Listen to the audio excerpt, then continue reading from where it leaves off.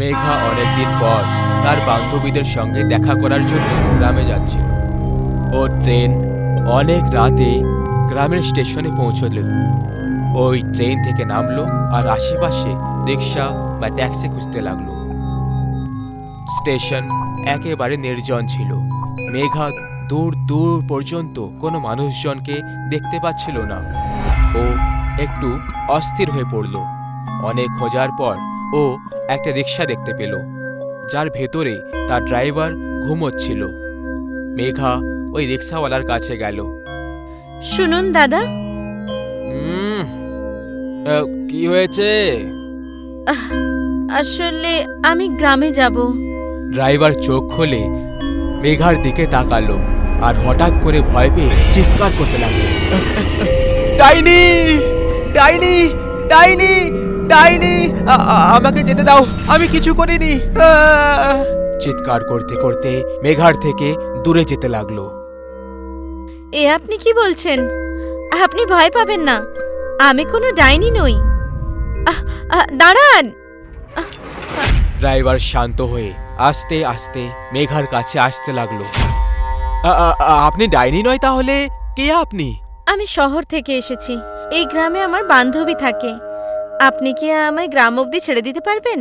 যদি আমি আপনাকে গ্রাম অবধি ছাড়তে যাই তাহলে ওই ডাইনি আমাকে ছাড়বে না। ডাইনি? কে ডাইনি? লাল শাড়ি পরে থাকা ডাইনি।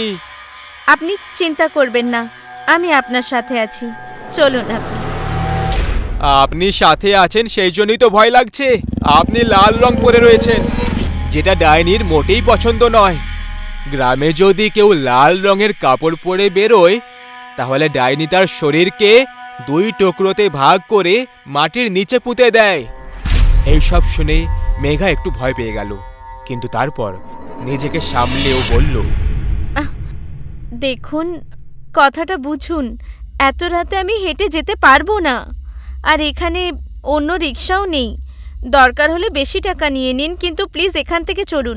ঠিক আছে, কিন্তু আমি আপনাকে গ্রামের বাইরে একটা মন্দির আছে সেখানেই ছাড়বো, তারপর আপনাকে একা যেতে হবে। ঠিক আছে, চলুন। মেঘা কোনো রকমে মেনে নিল আর দুজন গ্রামের দিকে এগিয়ে চলল। কিছুক্ষণের মধ্যেই ওরা মন্দিরের কাছে পৌঁছলো।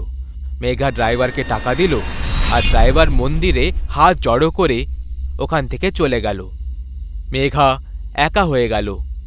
ও গ্রাম দেখতে পাচ্ছিল, কিন্তু ডাইনির গল্প শুনে ও একটু ভয় পেয়ে গেছিল, কিন্তু সাহস করে ও গ্রামের দিকে এগোতে থাকলো। মেঘা সড়কে হাঁটছিল, ততক্ষণে ও পেছন থেকে কাউকে অনুভব করল। ও ঘাবড়ে পেছনে দেখল, তখন ওখানে কেউই ছিল না।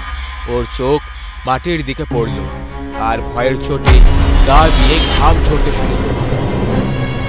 মাটিতে লাল রক্তে পায়ের চিহ্ন ছিল, যেটা ওর পেছনে পেছনে আসছিল। মেঘা নিজের পা তুলে দেখল, তখন পা দুটো একদম পরিষ্কার ছিল। মেঘা ভয় পেয়ে উল্টো পায়ে হাঁটতে শুরু করে দিল, কিন্তু সেই পায়ের চিহ্ন ওর কিছু করতে থাকলো। মেঘা থেমে গেল। ওই চিহ্ন চলতে চলতে ওর পাশে এসে থেমে যায়। মেঘা ওখান থেকে যাওয়ার জন্য ঘুরল, আর যখনই ঘুরে দেখল ওর কাঁধের ওপর একটা রক্তে লথপথ হাত পড়ে যায়।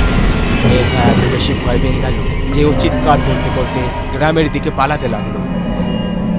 মেঘা চিৎকার করতে করতে গ্রামের দিকে পৌঁছলো। আমায় বাঁচাও, ওই ডাইনি আমায় মেরে ফেলবে, আমায় বাঁচাও। অনেকজন লোক তাদের ঘর থেকে বাইরে চলে আসে। মেঘার বান্ধবীরাও বাইরে চলে এলো। মেঘা ওর বান্ধবীকে তার ঘরের বাইরে আসতে দেখলো আর পুরো জোর লাগিয়ে ও ঘরের ভেতরে দৌড়লো। ওর বান্ধবীও ওর পেছনে দৌড়ে ঘরের ভেতরে চলে গেল।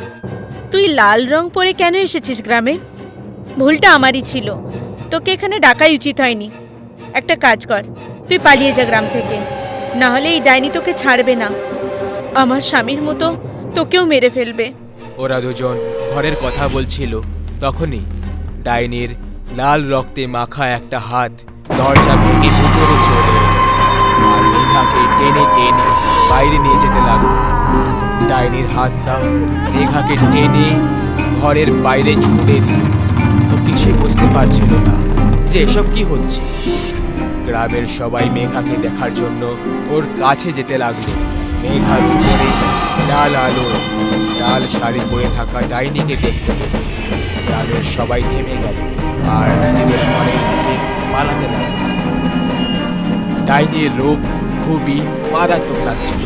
পুরো শাড়ি রক্তে লথপথ হওয়ার কারণে ওই রক্তের ফোঁটা মেঘার শরীরে পড়ে যাচ্ছিল। মেঘার চেহারা রক্তে লাল হয়ে গেছিল। আমি তোমাদের কতবার বলেছি যে এই গ্রামে কেউ যেন লাল রঙের কাপড় পরে না আসে, কিন্তু তোমরা আমার কথাই শোনো না। এখন এই মেয়েটা প্রাণে মরবে।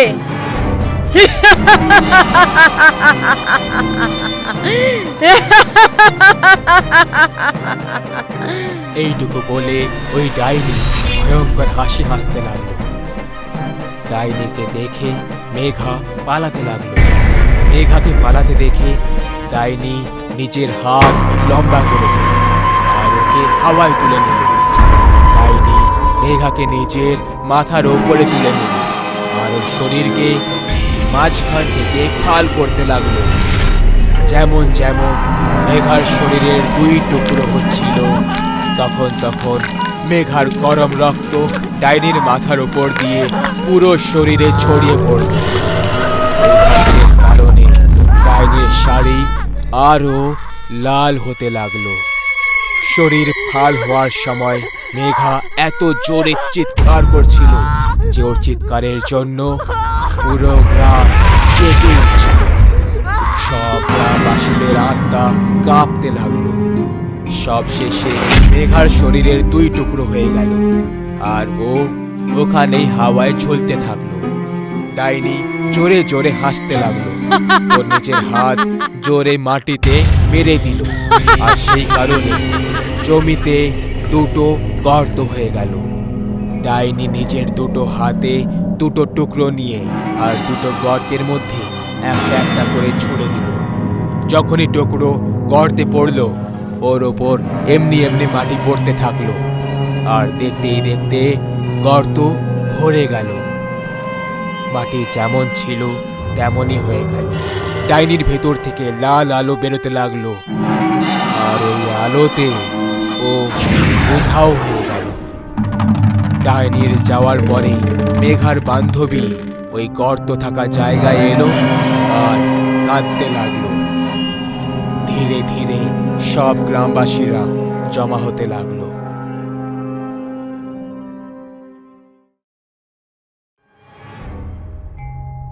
গুরুদেব, সবাই বলে যে গত রাতে উষার স্বামীকে একটা শিয়াল তুলে নিয়ে চলে গেছে।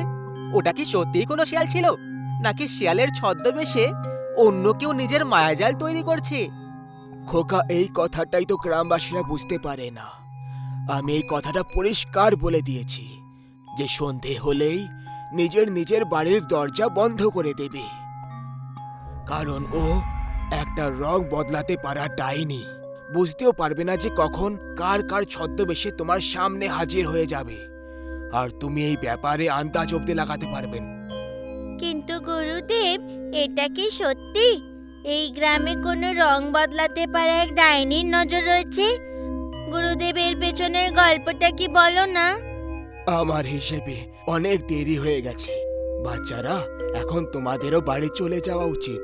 সূর্য ডুবতে চলেছে, এই জন্য এইভাবে এত শীতল আর অন্ধকার সন্ধেবেলায় একা একা ঘোরা উচিত নয়। কিন্তু গুরুদেব, আপনি মৌসুমের জবাব দিলেন না। আপনি ওই ডাইনির ব্যাপারে আমাদেরকে বলতে কেন ভয় পাচ্ছেন? আসল সত্যি তো বড় মহাত্মা পণ্ডিত এমন অভাগা পূর্ণিমার সন্ধেবেলায় বলবেন না, তাহলে সেখানে আমি কে বলার? এখন তোমরা সবাই নিজেদের বাড়ি যাও, কিন্তু যাওয়ার সময় আমার সব কথাগুলোর বিশেষভাবে খেয়াল রেখো। কাউকে যদি দেখো তাকে না তো ডাকবে, আর যদি তোমাদের পেছন থেকে কেউ আওয়াজ দেয় তাহলে তাকে ভুলেও যেন উত্তর না দাও। ঠিক আছে গুরুদেব, আমরা এখান থেকে চলি তবে। সূর্য ডুবতে চলেছিল। দুই ভাই বোন সৌরভ আর মৌসুমী একটা বুড়ো পণ্ডিতের কুটির থেকে বেরিয়ে যাচ্ছিল। প্রায় ওই দুজন ওই পণ্ডিতের খবর টবর জানার জন্য আসা যাওয়া করতে থাকতো। আজকে ওরা দুজন ওই পণ্ডিতের মুখ থেকে একটা রং বেরঙের ডাইনির কথাগুলো শুনে ওখান থেকে ফিরছিল। সৌরভ, তাড়াতাড়ি তাড়াতাড়ি চলো, ওই ডাইনি যে কোনো সময় এসে পড়তে পারে। বাড়িতে মা বাবা আমাদের অপেক্ষা করছে। তাড়াতাড়ি তাড়াতাড়ি চলো। হ্যাঁ, ঠিক বলেছো। কিন্তু তোমার কি এক মুহূর্তের জন্য তুমি এটা মনে করো যে যা কিছু গুরুদেব ওই ডাইনির ব্যাপারে বলল সেগুলো সত্যি হবে? কারণ আজ অবধি আমি তো কোনো রং বেরঙের ডাইনিকে দেখিনি। সৌরভ, তুমি চুপ থাকো, ওর নাম নিও না, আর চুপচাপ সোজা চলতে থাকো। চলো। দুজনে একটা জঙ্গলের রাস্তা দিয়ে এগিয়ে যাচ্ছিল। তখনই সৌরভ একটা ছোট আকারের আইসক্রিম ভ্যান দেখতে পেয়ে যায়। সৌরভ ওই ভ্যানের দিকে ইশারা করে মৌসুমীকে দেখালো। আরে মৌসুমী, ওই দেখো আইসক্রিম। সত্যি বলছি দারুণ মজা হবে। দাঁড়াও সৌরভ, এইভাবে কোনো অজানা বস্তুর দিকে আকর্ষিত হতে গুরুদেব বারণ করেছিলেন আমাদের। আরে ছাড়ো না তুমিও, চলো আমরা ওখানে যাই। সৌরভ আইসক্রিম খেতে খুব ভালোবাসতো। এই কারণে ও নিজেকে থামাতে পারল না আর দৌড়ে দৌড়ে ওই আইসক্রিম ভ্যানওয়ালার কাছে পৌঁছে গেল। ওই আইসক্রিম ভ্যানের কাছাকাছি আর অন্য কোনো মানুষজন ছিল না, এমনকি কোনো দোকানদারও অবধিও ছিল না। সৌরভ এই সুযোগের জমিয়ে লাভ ওঠালো আর কিছু না বিবেচনা করে ওই ভ্যানের ভেতর থেকে 2-3টে আইসক্রিম বার করে খেতে লাগলো। তখনই ওর পেছন থেকে একটা আওয়াজ গর্জন হলো।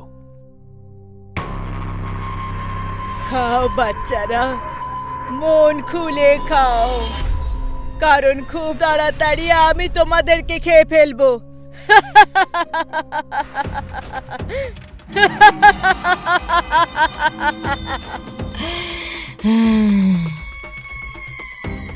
এই অজানা আওয়াজটা আর হাসিটা সৌরভ আর মৌসুমীর হুঁশ উড়িয়ে দিল।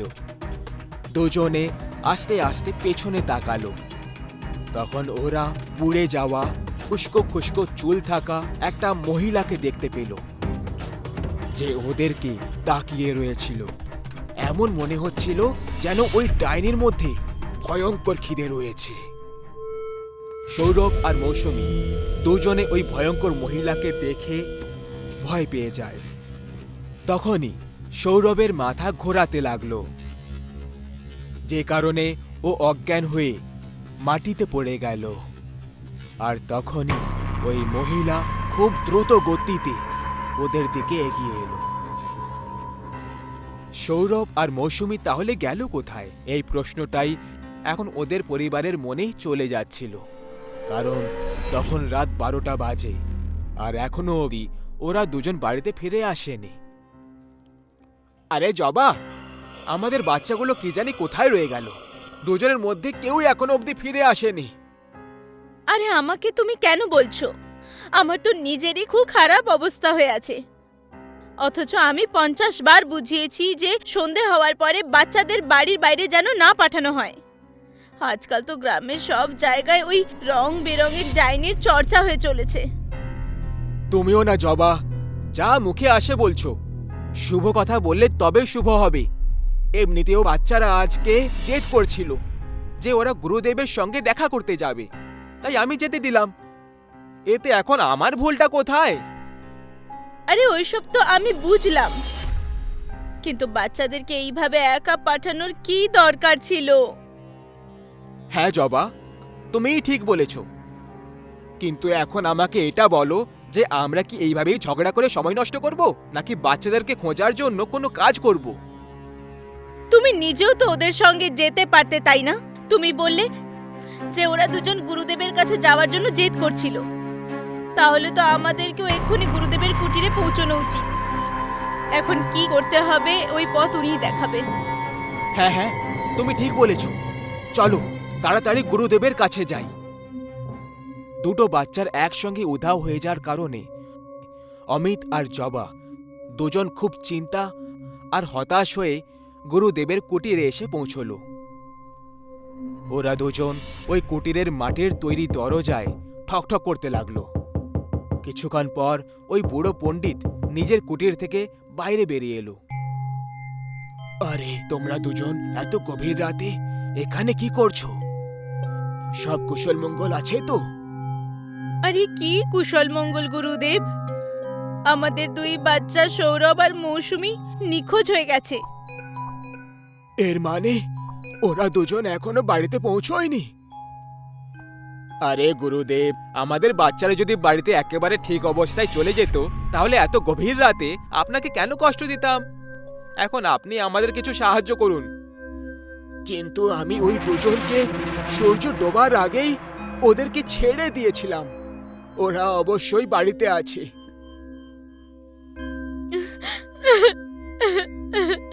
মহারাজ, আমাদের কথায় কি আপনার একটু বিশ্বাস হচ্ছে না?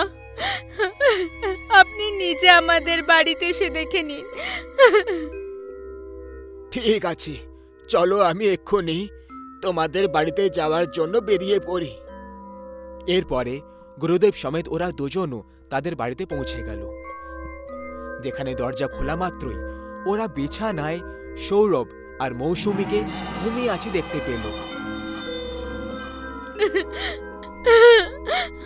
আমার বাচ্চারা সৌরভ, মৌসুমী, ভগবানকে কোটি কোটি ধন্যবাদ যে আমাদের বাচ্চারা একদম সুস্থ সবল বাড়িতে আছে। অনেক অনেক ধন্যবাদ। আপনাকে অনেক অনেক ধন্যবাদ গুরুদেব, আপনি আমাদের সঙ্গে এত দূর এলেন। কোনো ব্যাপার না অমিত, শুধু এখন থেকে তোমাদের বাচ্চাদের খেয়াল রাখো। তখনই জবা চিৎকার করে ওঠে। হে ভগবান, হে কি হয়ে গেল আমার বাচ্চাদের? শুনছো? একটু একটু তাড়াতাড়ি এসো। এই দেখো। কি হয়েছে জবা? তুমি এইভাবে কেন চিৎকার করছো? যখন অমিত জবার কাছে এসে পৌঁছয় তখন ওরও গায়ে কাঁটা দিয়ে দিল। ও দেখতে পেল যে ওর দুটো বাচ্চার মাথা কেটে দেওয়া হয়েছে, আর দূর থেকে দেখার সময় এমন লাগছিল যে ওরা ঘুমোচ্ছে। কিন্তু কাছে গিয়ে দেখার পর জানতে পারা গেল যে ওদের দুজনের মাথা ওদের শরীর থেকে আলাদা কাটা পড়ে রয়েছে। অমিত আর জবা দুজনে নিজেদের বাচ্চার মৃতদেহ দেখে কষ্টে কাঁদতে লাগলো। তখনই পেছন থেকে ওরা একটা ভয়ঙ্কর হাসি শুনতে পেল। ওরা দুজন পেছনে তাকিয়ে দেখে তখন ওদের মুখোমুখি একটা অন্য বিপদের সঙ্গে হয়ে যায়। ওরা দুজন দেখল যে ওদের সামনে এখন ওই রং বদলানোর ডাইনি দাঁড়িয়ে রয়েছে, যে গুরুদেবের ছদ্মবেশে ওদেরই সাথেই এসেছিল। ও হাসতে হাসতে বলল, দারুণ বোকা বানিয়েছি আমি তোদের দুজনকে। আমি তো তোদের দুটো বাচ্চাকে ঠিক এইভাবেই নিজের জালে ফাঁসিয়ে কবেই মেরে দিয়েছিলাম। কিন্তু তোরা যদি ওই পণ্ডিতের কাছে পৌঁছে যেতিস তাহলে হয়তো ওই পণ্ডিত আবার আমাকে জঙ্গলে বেঁধে দিত। এই জন্য আমি একটা দান খেললাম যে আমি ওরই ছদ্মবেশে এসে সবার সামনে পণ্ডিত হয়ে চলে এলাম। এখন আমি তোদেরকেও শেষ করে দেব।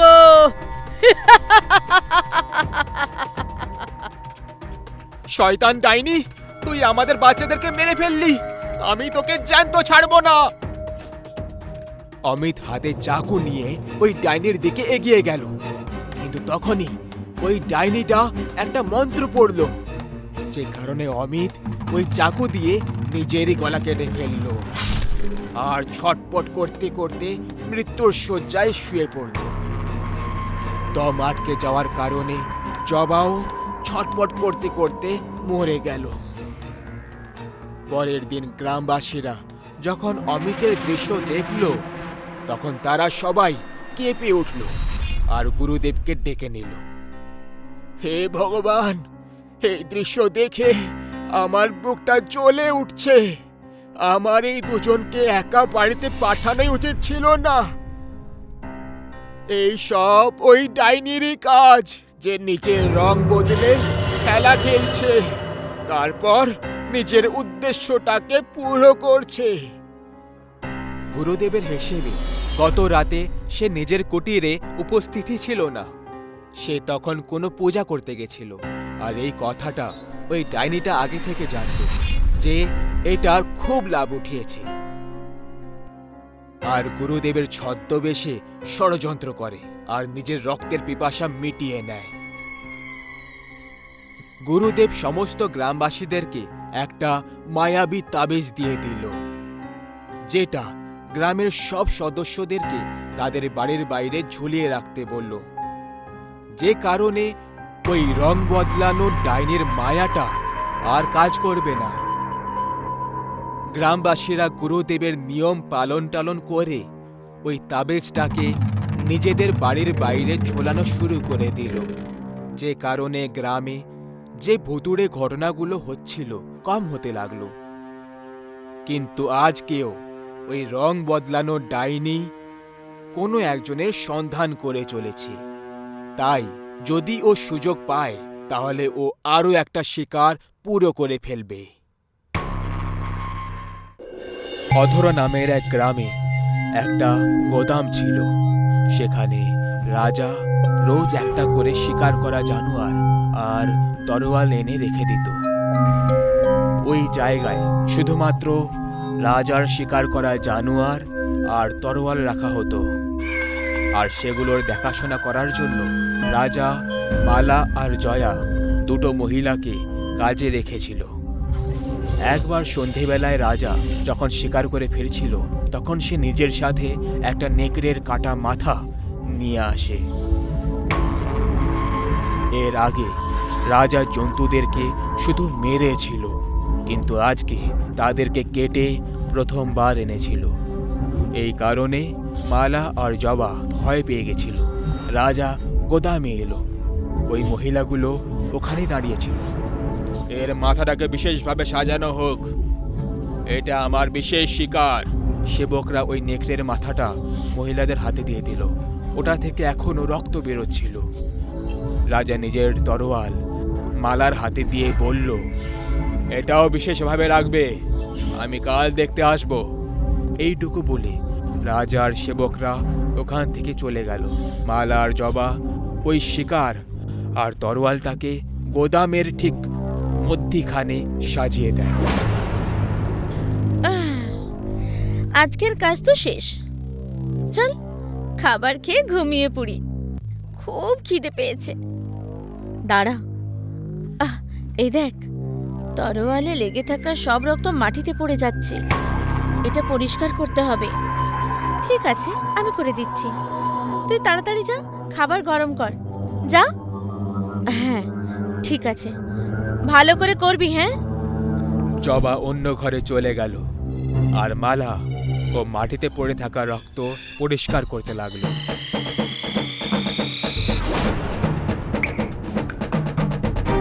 ওর মাথা তরোয়ালে পড়ে যাওয়ার কারণে কেটে যায়, আর ওর শরীর দুই ভাগে ভাগ হয়ে যায়। তরোয়ালে মালা আর নেকড়ের রক্ত এক হয়ে নিচে মালার মাথায় পড়তে লাগলো। মালা এখনো যন্ত্রণায় ছটপট করছিল, কিন্তু কিছুক্ষণ পর ছটপট করতে করতে ও মরে গেল। মালার শরীর ঝিমিয়ে গেল।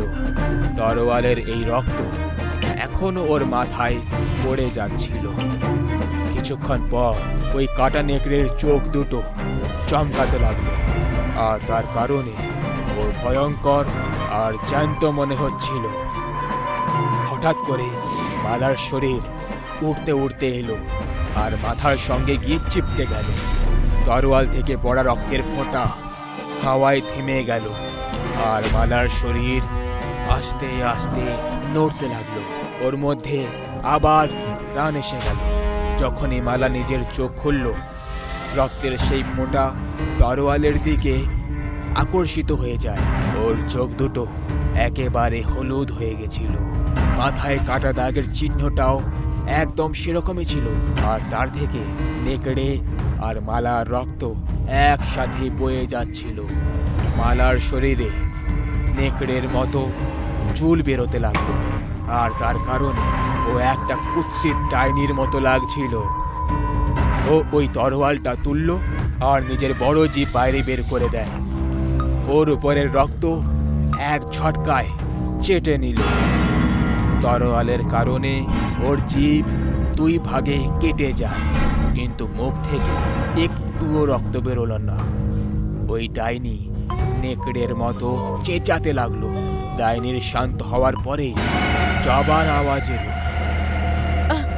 মালা, কি করছিস? চলে আয়, খাবার গরম হয়ে গেছে। খিদে পেয়েছে। তরোয়াল হাতে নিয়ে ডাইনি জবার দিকে এগোতে লাগলো। জবা একটা ছোট ঘরে বসে খাবার খাচ্ছিল। ঘরের দরজা ছোট হওয়ার কারণে মাথা ঝুঁকিয়ে ভেতরে যেতে হতো। ওই ডাইনি ঘরের দরজা অবধি এলো।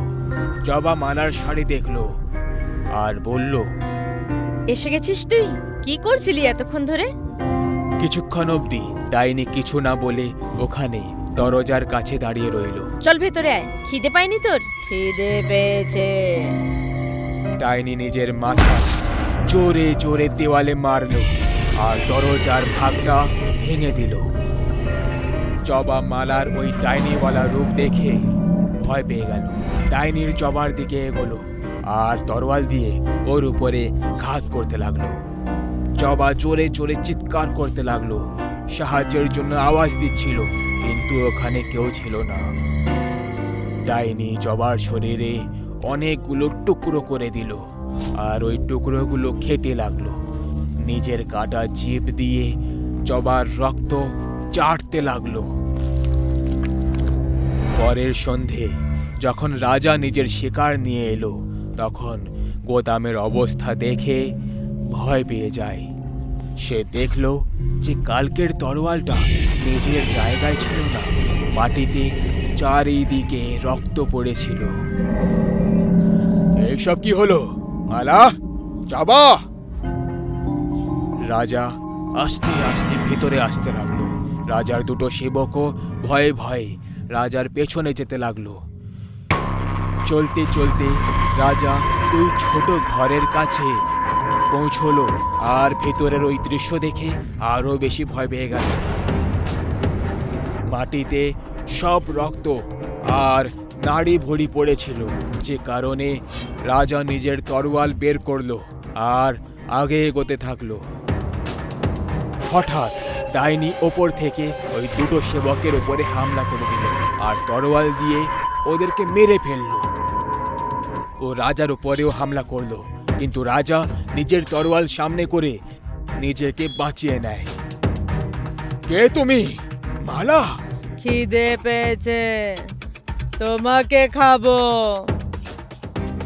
মালা, মানে তুমি জবাকে মেরেছো আর খেয়ে ফেলেছো? নরভক্ষী কোথাকার! ডাইনি এটা শুনে খুব রেগে গেল আর নেকড়ের আওয়াজে চিৎকার করতে লাগলো। ডাইনি রাজার উপরে জোরে আক্রমণ করলো আর তার তরোয়াল ভেঙে দিল।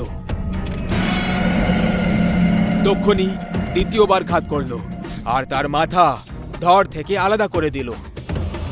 3 জনকে মারার পরে ওদের বডিগুলোকে টেনে টেনে ভেতরে নিয়ে গেল আর এক একজনকে কেটে কেটে খেতে লাগলো। খিদে পেয়েছে।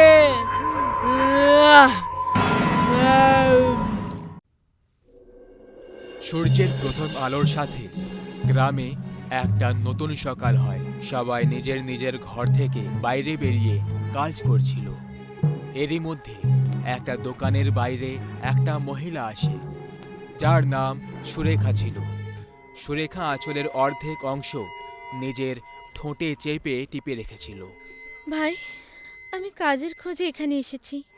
যদি আপনার কাছে কোনো কাজ থাকে তাহলে বলে দিন, যে কোনো কাজ করে নেব। আরে তুমি কোন গ্রাম থেকে এসেছো? দেখে এই গ্রামের তো লাগছো না। অনেক দূরের গ্রাম থেকে এসেছি, আমার সাথে দুর্ঘটনা হয়েছে। তখনই জোরে জোরে হাওয়া বইতে লাগে, সুরেখার আঁচল উড়ে যায়।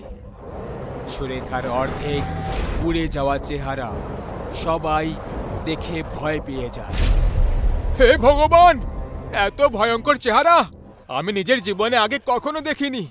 আরে একে তো দেখে আমার একটা চোখওয়ালা ডাইনি মনে হচ্ছে। না না, আপনারা আমাকে ভুল ভাবছেন, আমি কোনো ডাইনি নই। দয়া করে আমাকে কিছু কাজ দিয়ে দিন। পাগল হয়ে গেছিস নাকি তুই? তুই কি আমার দোকান বন্ধ করতে চাইছিস? এই গ্রামে আর কখনো যেন না দেখি তোকে। সুরেখার অর্ধেক পড়ে যাওয়া চেহারা দেখে সবাই ওকে প্রায় ডাইনি বলে তাড়িয়ে দিত। সুরেখা দুদিন ধরে খালি পেটে কাজের সন্ধানে গ্রামে গ্রামে ঘুরতে থাকলো। দুর্বলতার কারণে মাথা ঘুরছে।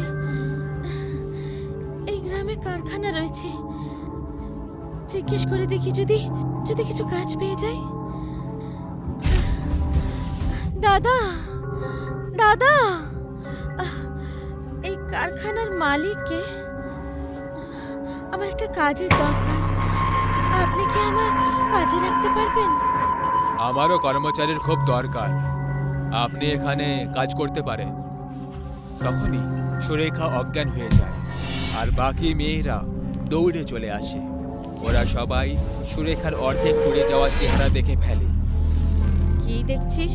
এটা একটা সত্যি ডাইনি। আমার কথা শোনো, একে তাড়িয়ে দাও মালিক, তাড়িয়ে দাও একে। আরে ডাইনি ডাইনি বলে কিছু হয় না, তোমরা সবাই এখনো কোন যুগে বাস করছো? সুরেন্দ্র কুমার জলের কয়েকটা ফোঁটা সুরেখার মুখে ছাপটে দেয়, যে কারণে সুরেখার জ্ঞান ফিরে যায়। তুমি ঠিক আছো তো? হঠাৎ করে অজ্ঞান কি করে হয়ে গেলে? দুদিন ধরে কিছু খাইনি, যে কারণে আমার মাথা ঘুরে গেছিল। ঠিক আছে ঠিক আছে, কিছু খেয়ে নাও, তারপর আজ থেকেই কাজ শুরু করে দিও। কি? আজ থেকে কাজ শুরু করে দিও? আপনি দেখতে পাচ্ছেন না যে ও একটা ডাইনি? ডাইনি! আমি ওকে এক মুহূর্তের জন্য এখানে থাকতে দেব না। একটু বোঝার চেষ্টা করো, কোনো মানুষকে এইভাবে বলা উচিত নয়। দিদি দিদি দিদি, আমার স্বামী মদ খেয়ে আমাকে মারধর করতো, কখনো লাথি মারতো, কখনো ঘুষি মারতো। একদিন ও খুব মদ খেয়ে ফেলেছিল আর আর আমাকে জ্বলতে থাকা চুলে ঠেলে দেয়। দিদি, আমি সেদিন থেকে এরকম হয়ে গেছি। আর তোর স্বামী মদ খেয়ে খেয়ে ওর লিভার খারাপ হয়ে যায় আর কয়েক মাস আগেও মারা গেছে। খুব খারাপ হয়েছে বোন তোমার সঙ্গে, শুনতে পেলে? এবার শুনে শান্তি হলো? মিথ্যে কথাও তো বলতে পারে, আমার তো কি ডাইনিই মনে হচ্ছে। চুপ কর বিয়াদব কোথাকার, তুমি এখানে না থাকতে চাইলে চলে যাও। আজ থেকে এই বোন এখানেই কাজ করবে। আপনি খাবার খেয়ে নিন, কিছুক্ষণ বিশ্রামও করে নিন। আগে কারখানায় মহিলা কর্মচারীরা সুরেখার থেকে এখনো ভয় পাচ্ছিল, কারণ তারা ওকে ডাইনি ভাবছিল।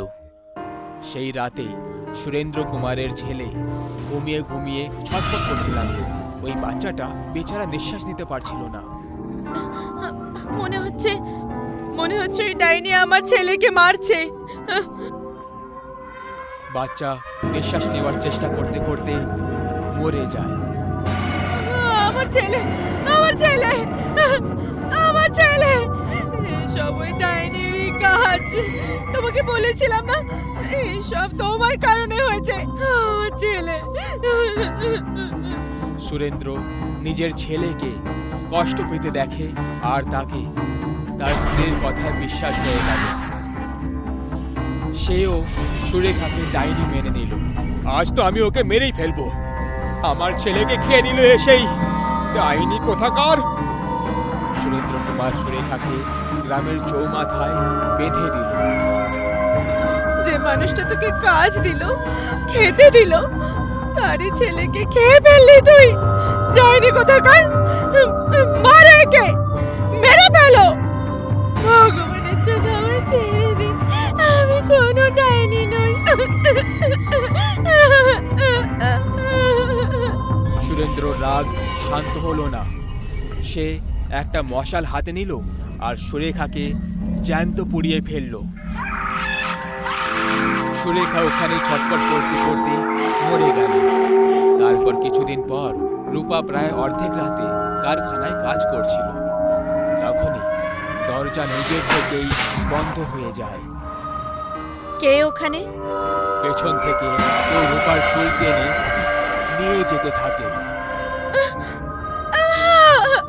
আমায় যেতে দাও, আমায় যেতে দাও, আমায় যেতে দাও।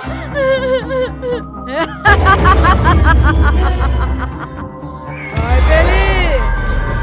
আমি ডাইনি।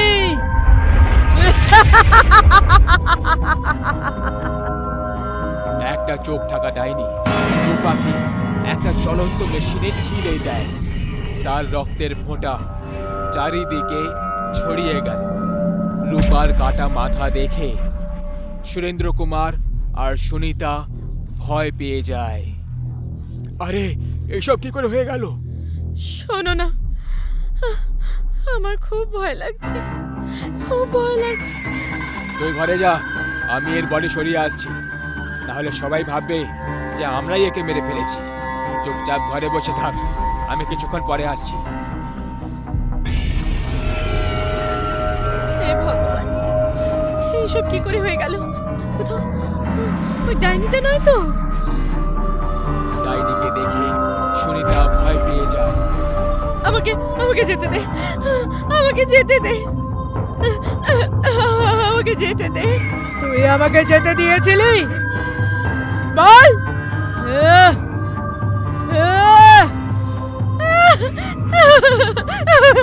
ছাড়, ছেড়ে দে আমাকে, ছেড়ে দে। ডাইনি সুনিতার গলা ধরে নেয় আর দেওয়ালে ঘষড়ে ঘষড়ে ওপরে টেনে নেয়।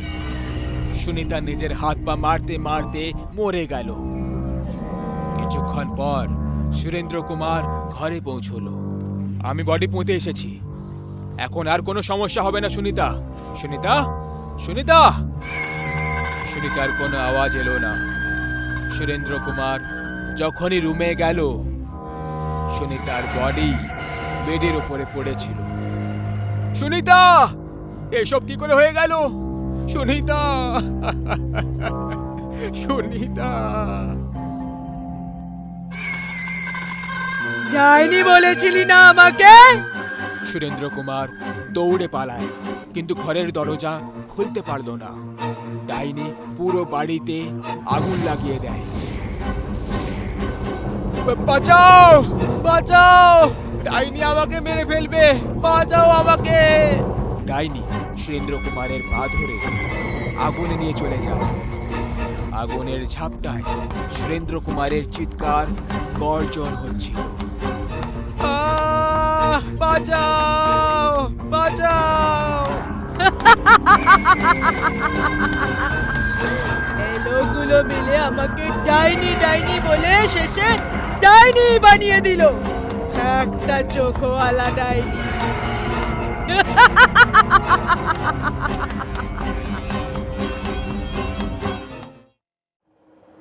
অমিত আর সরিতা বিয়ের পর প্রথমবার সরিতার গ্রাম ধৌলপুর গ্রামে যাচ্ছিল। অমিতের কাজ বিদেশে হওয়ার কারণে ওদের দুজনের এখানে আর আসা হয় না। সেই জন্য সরিতা নিজের বিয়ের 15 বছর পরে ট্রেনে বসে নিজের গ্রামে যাচ্ছিল।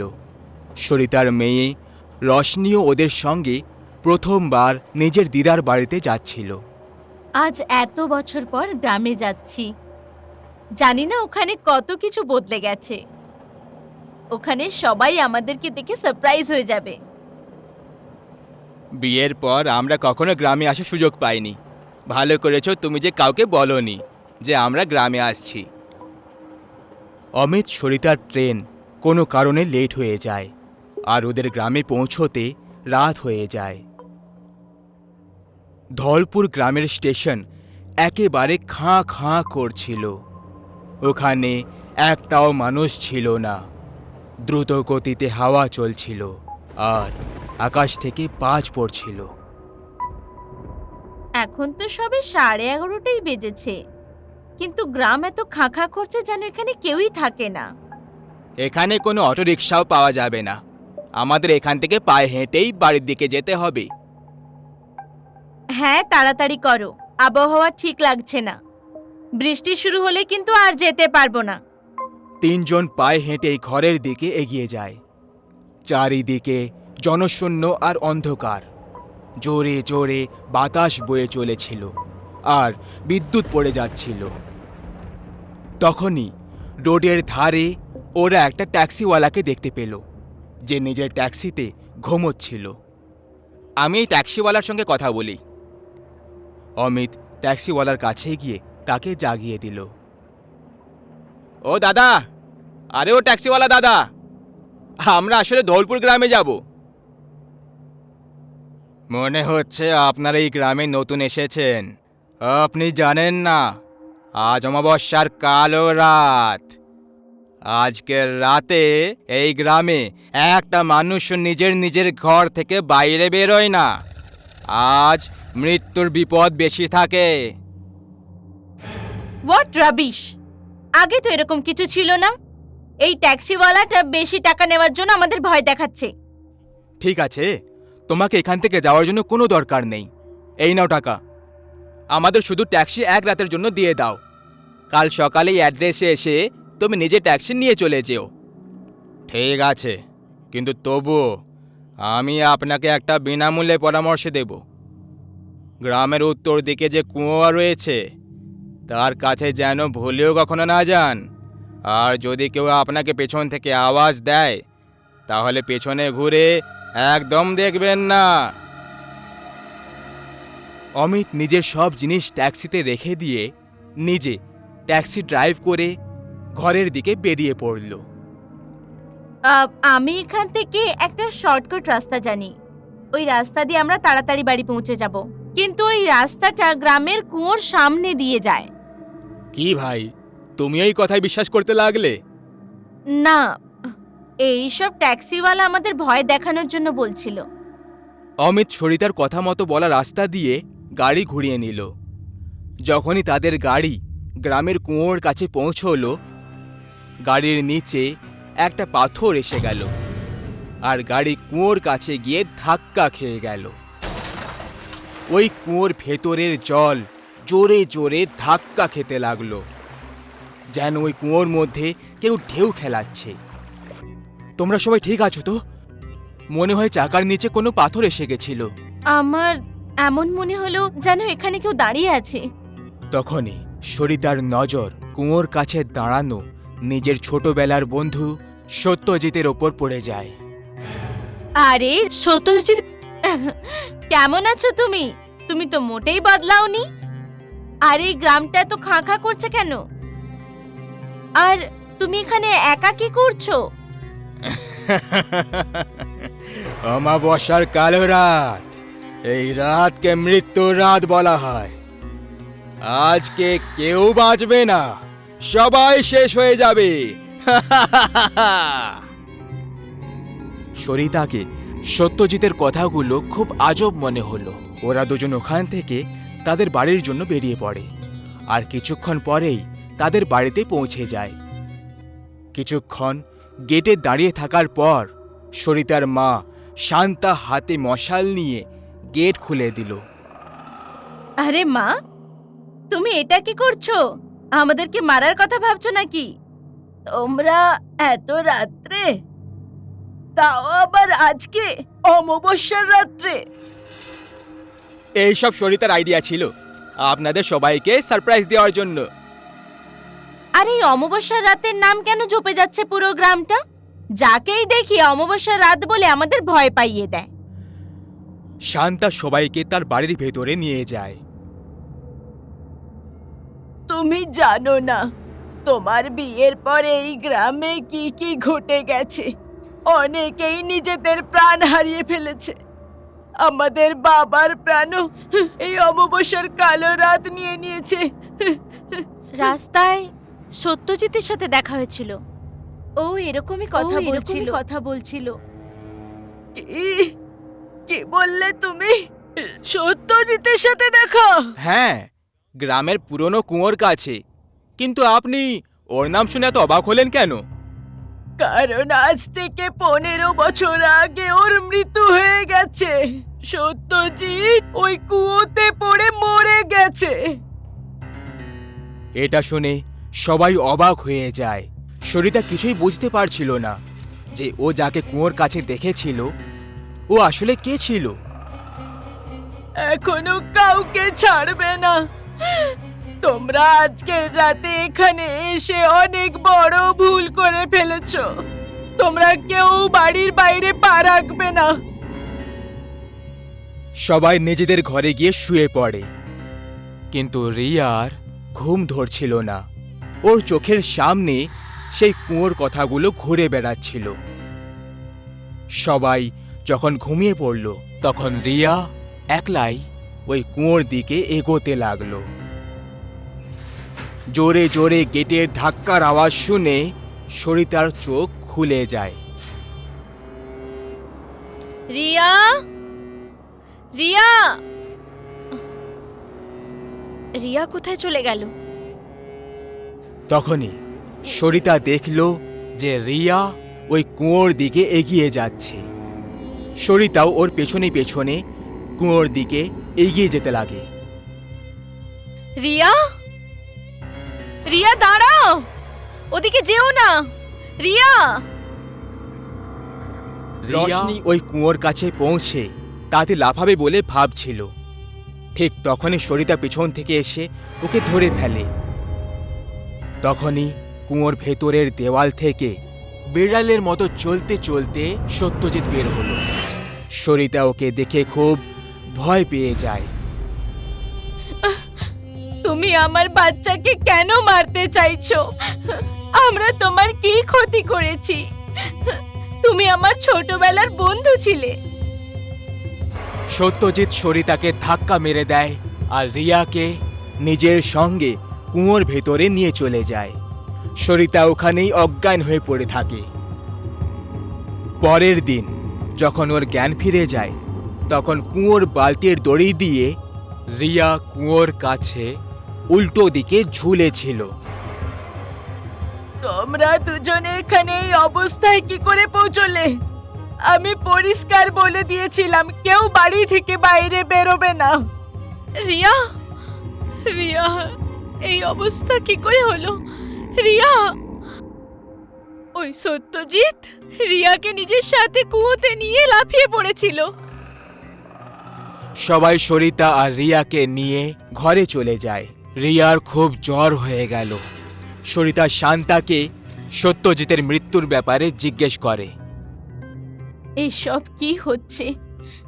সত্যজিৎ তো আমার কত ভালো বন্ধু ছিল, ও হঠাৎ আমাদের প্রাণের শত্রু কেন হয়ে গেল? ও আমার বাবার প্রাণ কেন নিয়েছিল? সত্যজিৎ ছোটবেলা থেকে তোমাকে খুব ভালোবাসতো। ও সব সময় তোমাকে বিয়ে করতে চেয়েছিল, কিন্তু তোমার বাবা এই বিয়ের বিরুদ্ধে ছিল। ও শহরে গিয়ে তোমার বিয়ে অমিতের সঙ্গে করিয়ে দিল। এই জন্য সত্যজিৎ পাগল হয়ে গেল। আরেক অমাবস্যার রাতে ওই কুয়োতে গিয়ে নিজের প্রাণ দিয়ে দেয়। কি? এই জন্য ও আমার বাবার প্রাণ নিয়ে নিল আর আমাদেরও প্রাণের শত্রু হয়ে দাঁড়িয়েছে। তোমরা সবাই আজকেই এই গ্রাম থেকে দূরে চলে যাও।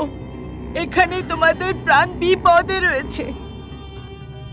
সরিতা, অমিত আর রিয়া সেই দিনই ওই গ্রাম থেকে বেরিয়ে যাচ্ছিল, কিন্তু সত্যজিতের আত্মা যে কোনো অবস্থায় তাদের এই গ্রাম ছেড়ে যেতে দিতে চাইছিল না।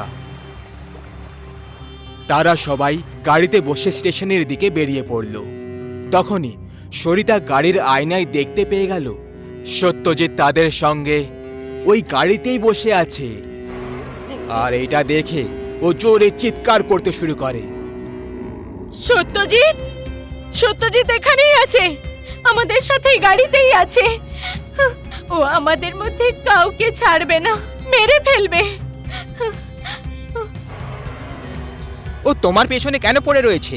এতে তোমার কি ভুল? আরে তুমি তো এটা জানতেও না যে ও তোমাকে ভালোবাসতো। তখনই রিয়া হঠাৎ করে উঠে পড়ে আর গাড়ি থেকে বেরিয়ে কুয়োর দিকে দৌড়তে লাগলো। সরিতা আর অমিত তার পেছনে যেতে লাগলো। রিয়া কুয়োর কাছে গিয়ে দাঁড়িয়ে পড়ল। সত্যজিৎ, তোমার শত্রুতা আমার সঙ্গে, তুমি আমার মেয়েকে ছেড়ে দাও।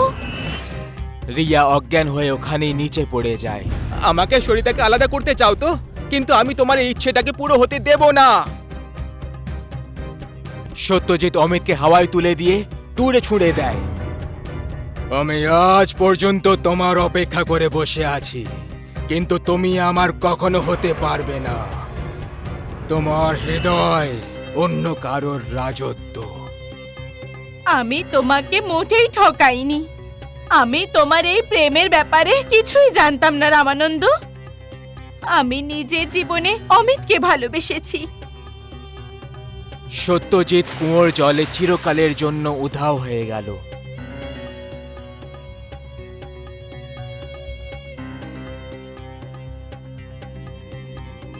সত্যজিৎ ওই গ্রামটা ছেড়ে চিরকালের জন্য ওখান থেকে চলে যায়। অমিত আর সরিতা রিয়াকে নিয়ে ওই গ্রাম থেকে চিরকালের জন্য বেরিয়ে চলে যায়।